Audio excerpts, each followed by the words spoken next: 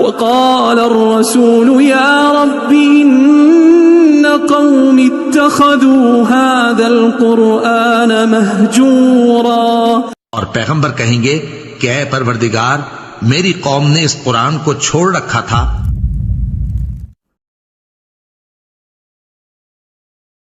علی بھائی اگلا سوال ہے، کوئی ایسا طریقہ تجویز کریں جس کے ذریعے قرآن حکیم کو باقاعدگی سے ترجمہ کے ساتھ پڑھنے کی روٹین بن سکے؟ دیکھیں جی، ہماری تو خواہش ہے کہ لوگ ترجمے سے قرآن پڑھیں. روٹین بنانا ایک مشکل کام ہے. ظاہر ہے کہ ہماری ڈیلی روٹین کے اندر قرآن حکیم کی اس طریقے سے ہمیں ترغیب نہیں دلائی گئی کہ اسے ترجمے سے پڑھ کے اس پہ عمل کرنا ہے. اس کے ثواب کی صرف ترغیب دلائی گئی ہے اور ثواب کا کوئی انکار نہیں ہے. لیکن یہ تو اسی طریقے سے ہے کہ کوئی شخص یہ کہنا شروع کر دے کہ جی نماز بڑی اچھی ورزش ہے لہٰذا ہمیں نماز پڑھنی چاہیے. تو نماز اللہ نے اس لیے تو نہیں رکھی ہے کہ آپ نے ورزش کرنی ہے. نماز تو ہے وَأَقِمِ الصَّلَاةَ لِلذِّكْرِ، میری یاد کے لیے نماز کو قائم کرو. ہاں اس کا سائیڈ بینیفٹ ہے کہ آپ کی ورزش بھی ہو جاتی ہے، لیکن یہ اللہ کا مقصد نہیں تھا. مقصد تو پورے کا پورا قرآن یہ کہہ رہا ہے کہ آپ نے یہ کتاب زندگی اور کتاب ہدایت. وَأُوحِيَ إِلَيَّ هَذَا الْقُرْآنُ لِأُنذِرَكُم بِهِ وَمَن بَلَغَ، سورۃ الانعام آیت نمبر 19. اے نبی فرما دو قرآن مجھے اللہ نے اس لیے وحی کیا تاکہ اس کے ذریعے میں تمہیں بھی آخرت کا ڈر سناؤں اور جس تک یہ کتاب پہنچے اسی کتاب کے ذریعے آخرت کا ڈر سنائے. تو یہ نازل ہوئی ہے اس لیے. فَذَكِّرْ بِالْقُرْآنِ مَن يَخَافُ وَعِيدٍ، اے نبی قرآن کے ذریعے آپ لوگوں کو نصیحت کریں جو اللہ کی دھمکی سے ڈرتا ہے.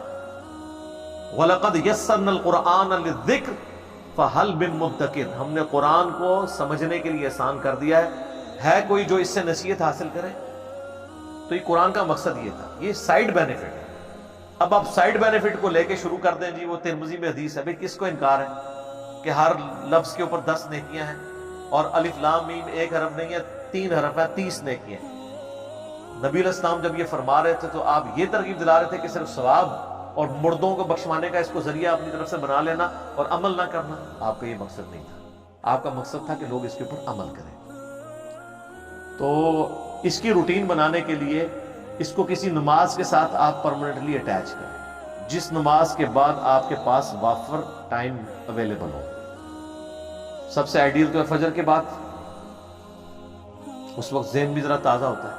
چلیں اگر فجر کے وقت نہیں وقت ملا کسی کو تو ظہر، عصر، مغرب، عشاء، رات کو سونے سے پہلے کوئی ایسے روٹین کا وقت جو آپ روٹین چلا بھی سکیں. ویسے اگر آپ مجھ سے پوچھیں نا تو اللہ تعالیٰ نے نیچرلی ہماری روٹین میں قرآن رکھ دیا. ہماری 3 نمازیں اللہ تعالیٰ نے جاری رکھی ہیں، فجر، مغرب اور عشاء. اور فجر کی نماز آپ بخاری مسلم اٹھا کے دیکھیں، اندھیرے میں صحابہ کہتے ہیں ہم جاتے تھے اور خوب روشنی میں نماز سے فارغ ہوتے تھے. 40 سے 50 منٹ کی نبی علیہ السلام کی فجر کی نماز ہوتی تھی. 40-50 منٹ میں آلموسٹ 1-1.5 پارہ تو تلاوت ہو سکتا ہے. 1 پارہ تو آرام سے ہو سکتا ہے 2 رکعتوں کے اندر.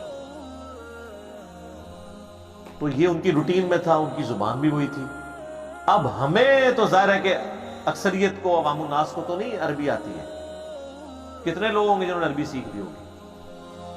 چونکہ اکثریت کو نہیں آتی ہے لہٰذا ان کے لیے پھر ایک اور طریقہ میں نے تجویز کیا ہے جو اذان کے وقفے کے بعد ہوتا ہے انشاءاللہ. ہاں جی جناب، طریقہ یہ ہے کہ آپ اپنے جو موبائل فون ہیں، اسمارٹ فون، ان کا پازیٹیو یوز بھی کریں. اسے ایئر فلائٹ موڈ میں کریں. اس کے بعد جو قرآن کی تلاوت ہو رہی ہو اس کو آپ امام کے پیچھے کھڑے ہو کر ترجمے والا قرآن کھولیں، ساتھ عربی بھی ہو تو ساتھ ساتھ اس کا ترجمہ بھی پڑھتے جائیں، عربی پہ بھی نظر رکھیں، اور یوں آپ مصحف کو کور کر سکتے ہیں. لیکن اس میں سب سے بڑی ہرڈل جو ہے نا وہ یہ ہے کہ اب وہ مسجد کون سی ایسی ہو جس میں کوئی امام قرآن پڑھتا بھی ہو. کیونکہ ہمارے جو ائمہ مساجد ہیں انہوں نے تو چند صورتیں رٹی ہوئی ہیں 30ویں پارے کی یا چند مشہور آیات، وہ ہر دفعہ وہی ریپیٹ کرتے ہیں. رمضان مبارک کے علاوہ یہ پاسبل نہیں ہے. اور رمضان مبارک میں بھی اکثر جو حفاظ ہیں وہ اتنا تیز قرآن پڑھتے ہیں کہ آپ کو سمجھ نہیں آتی، سوائے اہل حدیث کے. وہاں پہ اہتمام ہوتا ہے اور مزہ آتا ہے. قرآن سننے کا. اب مجھے عربی آتی ہے, میں تو بڑا انجوائے کرتا ہوں کہ پورا قرآن آپ کا ایک مہینے میں کور ہو جاتا ہے.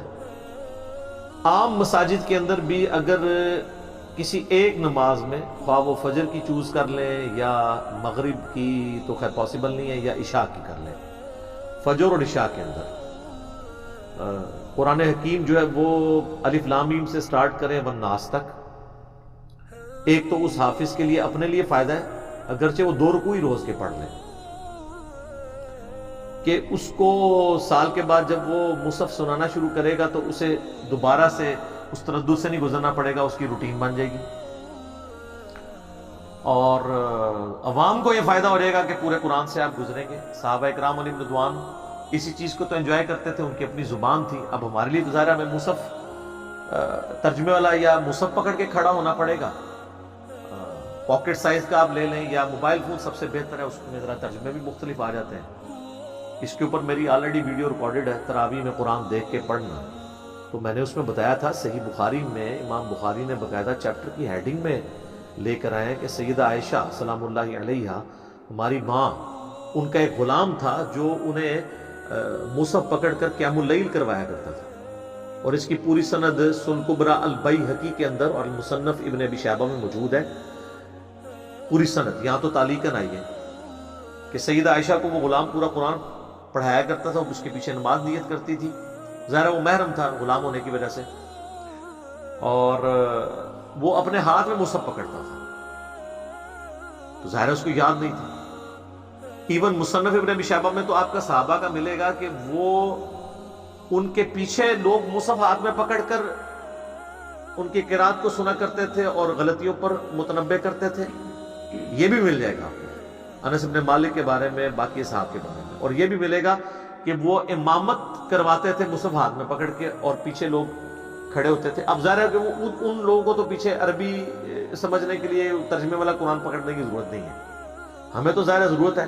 اصل چیز یہ ہے کہ قرآن کیا آپ مصحف پکڑ سکتے ہیں یا نہیں. تو بعض لوگ تو تھوڑے ریسٹرکٹ ہیں, وہ کہتے ہیں نوافل میں آپ پکڑ سکتے ہیں, فرض میں نہ پکڑیں.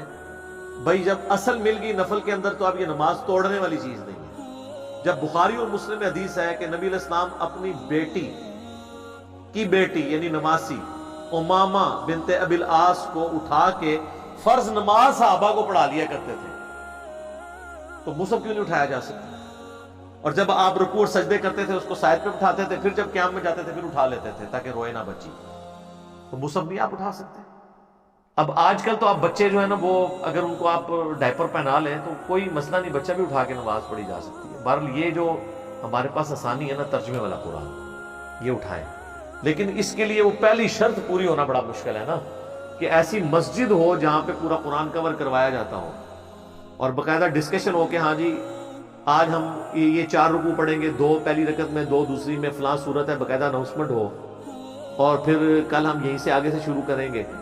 اب یہ اس طرح کے ہمیں کہاں سے الفاظ ملے؟ ہمارے جہلم شہر میں تھوڑا سا شروع ہوا تھا لیکن وہ بھی پھر آگے چلا نہیں سکے. ظاہر ہے وہ عام الناس پیچھے سے پھر شور مچا دیتی ہے جی نماز لمبی ہو گئی ہے, اور پھر وہ ان حدیثوں کا سہارا لیتے ہیں کہ نبی علیہ السلام نے لمبی نماز سے منع فرمایا ہے. سر وہ آپ کھول کے تو دیکھیں, وہ پہلی رکعت میں سورۃ البقرہ, دوسری میں آل عمران پڑھا دی تھی, تو نبی علیہ السلام نے فرمایا سورہ بقرہ آل عمران 4 سے زیادہ پارے بن جاتے ہیں, تو آپ نے یعنی 4 پاروں کو آپ نے کام کر کے 1 پارہ ہی کہا ہوگا نا, یہ تو نہیں کہا ہوگا 4 آیتیں پڑھ لو. بخاری مسلم میں موجود ہے کہ نبی علیہ السلام جو فجر کی نماز پڑھتے تھے جمعے والے دن, پہلی رکعت میں سورہ السجدہ پارہ نمبر 21 والی, اور دوسری میں سورۃ الدہر پارہ نمبر 29 والی, یہ پڑھا کرتے تھے. تو آپ ذرا اس کی ڈیوریشن دیکھ لیں. باقی تو نبی علیہ السلام سورہ آل عمران, سورہ نساء, سورہ مائدہ, یہ آپ کو کئی جگہ ملے گا کہ آپ علیہ السلام نے تلاوت کی ہے. اتنی لمبی نماز, فرض نماز بھی پڑھی ہے. تو کوشش کریں کہ آپ کو ایسی مسجد یا کسی امام مسجد کی کوئی اکرام مسلم کریں, کہ اس کی خدمت کریں کہ یار کوئی ایک نماز تو اس طرح کی پڑھا دو. پھر بھی کچھ نہیں بنتا تو پھر آپ یہ کر سکتے ہیں کہ کوئی نفلی نماز اپنی شروع کر لیں. تہجد کے وقت اٹھ جائیں, اشراق کے وقت یا عشاء کے وقت کے جو 2 سنتیں ہیں وہ آپ گھر جا کے پڑھیں, سنت بھی پوری ہو جائے گی. اس میں آپ مصحف اٹھا لیں, سامنے ایک ڈیسک رکھ لیں, رکوع اور سجدے میں جاتے وقت آپ اس ڈیسک کے اوپر قرآن رکھیں, اور پھر اٹھا کے اسے پڑھنا شروع کرتے ہیں. یہی میں نے کہا تھا تراویح کے اندر بھی کریں کہ آپ گھر والوں کو تراویح گھر میں پڑھائیں اور سارے مصحف اٹھا لیں تاکہ ترجمہ کور ہو. لیکن یہ قرآن جو ہے وہ صرف سال کے بعد پڑھنے کے لیے نہیں ہے، یہ روزانہ پڑھنے کے لیے ہے. تبھی تو صحابہ کرام کا ایمان اس لیول کا تھا کہ ان کا اوڑھنا بچھونا قرآن تھا. لیکن ہمیں تو لگا دیا انہوں نے کہ بس اس کو ثواب کمانے اور مردے بخشوانے کا ایک ذریعہ بنا لے. اور ہمارے بزرگوں نے پوری نیک نیتی کے ساتھ یہ ہمارے ساتھ ہاتھ ڈالا ہے. وہ لکھتے ہیں نا جناب فضائل اعمال میں شیخ زکریا کاندلوی کے ایک بزرگ تھے روزانہ 3 قرآن پڑھتے تھے. دوسرے کا لکھا وہ روزانہ 8 قرآن پڑھتے تھے. 8 قرآن کس طرح پڑھتے تھے؟ بغیر سمجھ کے بھی نہیں پڑھے جا سکتے، بہت سپیڈ چاہیے اس کے لیے. یا ہو سکتا ہے سورہ اخلاص 3 دفعہ پڑھیں تو یہ ایک بن گیا تو 8 3 24 یہ پڑھتے ہوں. اور کہتے ہیں جی امام حنیفہ 61 قرآن رمضان میں ختم کرتے تھے. 30 جو ہے نا وہ دن کے وقت 1 قرآن روز کا، 1 رات کے وقت 60 ہو گئے اور 1 تراویح میں 61 ہو گئے. جب آپ کو یہ سب کچھ پڑھایا جائے گا تو پھر کس نے ترجمے سے پڑھنا ہے؟ جامعہ ترمذی میں حدیث ہے جس نے 3 دن سے کم میں قرآن مکمل کیا تو اس نے قرآن فہمی کا حق ادا نہیں کیا. یہ تو نبی الاسلام کہہ رہے ہیں کہ عربی جاننے والے بھی 3 دن سے کم میں پڑھیں گے نا تو وہ قرآن کا فہم نہیں کر رہے. تو بزرگوں کے اوپر آپ یہ کیوں بزرگوں کی بزرگی سٹیک پہ لگوا رہے ہیں؟ اس کی وجہ سے 3 دن میں یہاں تو شبینوں میں 1 رات میں قرآن مکمل ہوتے ہیں اور وہ یعلمون تعلمون ہی سمجھ آ رہی ہوتی ہے آپ کو. تو بس سمجھنا کس نے تھا؟ وہ فضائل اعمال میں انہوں نے لکھ دیا کہ جی قرآن کو کی تفسیر کے لیے جو ہے نا وہ 15 علوم چاہیے اور 15واں لکھا کہ واہ بھی ہے، گاڈ گفٹڈ ہے، وہ آپ حاصل بھی نہیں کر سکتے قیامت تک. یعنی آپ قرآن کو پھر وہ کہتے نہیں وہ تفسیر کے لیے، ویسے تذکیر کے لیے آپ پڑھ سکتے ہیں. تو یہ لکھنے کی کیا ضرورت ہے؟ یہ آپ نے کون سی خدمت کی ہے؟ کتاب آپ لکھ رہے ہیں فضائل اعمال اور فضائل قرآن اور اس میں یہ اوٹ پٹانگ چیزیں لکھنے کی کیا ضرورت ہے؟ آپ تذکیر یعنی کے لیے ترغیب دلائیں کہ بھئی نہیں آپ اس کو قرآن کو ترجمے سے پڑھیں. وہ کیسے کریں گے؟ انہوں نے فضائل اعمال میں لکھ دیا ہے کہ احمد بن حنبل کو خواب میں اللہ کی زیارت ہوئی تو انہوں نے پوچھا کہ یا اللہ تیرا قرب حاصل کرنا چاہتا ہوں، سب سے آسان ذریعہ کیا ہے؟ تو اللہ نے فرمایا قرآن. تو انہوں نے کہا سمجھ کے یا بغیر سمجھ کے؟ میں کہتا ہوں جی یہ میرے سامنے کو بات کرے تو میں غصے میں اس کے ساتھ پتہ نہیں کیا کروں. انہوں نے اللہ کے سامنے کیسے کیا ہوگی؟ جھوٹا خواب احمد بن حنبل پہ انہوں نے توپا ہے. تو آگے سے کہتے ہیں اللہ نے فرمایا چاہے سمجھ کے چاہے بغیر سمجھ کے. یعنی پورے کا پورا قرآن یہ کہہ رہا ہے یہ قرآن اس لیے نازل ہوا ہے کہ آپ اس کی آیات کے اوپر تفکر کریں، اس سے ہدایت حاصل کریں. قرآن میں تو اللہ یہ کہہ رہا ہے اور ان کو یہ کہنا تھا.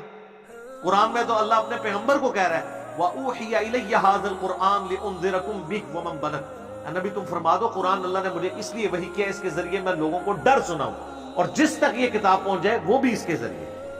فَذَكِّرْ بِالْقُرْآنِ مَن يَخَافُ وَعِيدٍ. نبی قرآن کے ذریعے آپ نصیحت کریں جو اللہ کی دھمکی سے ڈرتا ہے اسے. پورا قرآن اس پہ گواہ ہے کہ قرآن اس لیے نازل نہیں ہوا جس کے لیے انہوں نے بنا لیا ہوا. اور کتنی غیر محسوس طریقے سے انہوں نے امت کے ساتھ جنازہ نکالا ہے. اس حوالے سے میں وہی بات کروں گا کہ اگر کوئی یہودی عیسائی ہمیں آ کے کہتا نا قرآن ڈائریکٹ نہ پڑھو گمراہ ہو جاؤ گے، ہم اس کا منہ توڑ دیتے. لیکن یہ جو یہودی نما مسلمان ممبروں پہ چڑھ کے کہہ رہے ہیں قرآن اور حدیث ڈائریکٹ نہ پڑھنا گمراہ ہو جاؤ گے، ہم کہتے ہیں سبحان اللہ. آج کوئی غیر مسلم مسلمان ہو نا ہم اسے قرآن پڑھنے کے لیے دیں گے کہ اس کے مطابق بھی اپنے عقائد و نظریات کرو. لیکن خود نہ ہم نے خود نہ ہمارے آباء و اجداد نے کبھی قرآن ترجمے سے پڑھ کے اپنے عقیدے اس کے مطابق کیے. اس لیے میں بار بار گورنمنٹ سے بھی ریکویسٹ کرتا ہوں کہ آئین میں یہ ترمیم آپ داخل کریں نا. آپ اپنی مرضی کی تو 17ویں ترمیم اور 18ویں ترمیم داخل کرتے ہیں تو آئین میں یہ بھی ترمیم داخل کریں. جدھر آئین میں یہ موجود ہے کہ قرآن حکیم کے بغیر غلطیوں کی پرنٹنگ کو انشور کرے گی گورنمنٹ، وہاں پہ یہ بھی ڈالیں کہ قرآن بغیر ترجمے کے پاکستان میں چھاپنا جرم ہو. اگر زیادہ کسی کو مسئلہ ہے نا اس طرف آپ عربی چھاپ دیں، رائٹ پہ لیفٹ پہ اردو، لیکن چھاپیں آپ ترجمے کے ساتھ. اجمیوں کے ملک میں بغیر عربی کے ترجمے کا کیا تک بنتا ہے کہ ترجمہ کیے بغیر آپ یہ کر رہے ہو؟ تو ظلم ہے. تو ہم تو ریکویسٹ ہی کر سکتے ہیں کہ مرنے سے پہلے ہم مسلمان کر لیں اس پہ غور. کتابوں کا خدا اور ہے خوابوں کا خدا، اور کتابوں کے خواب خدا کا تعارف تبھی ہوگا جب آپ خوابوں سے نکل کے کتابوں پہ آئیں گے اور قرآن کو ترجمے سے پڑھیں گے. ادروائز کبھی بھی آپ کو اس خدا کا تعارف نہیں ہوگا جو خدا نے خود اپنا تعارف کتابوں کے ذریعے کیا. ٹھیک ہو گیا جی؟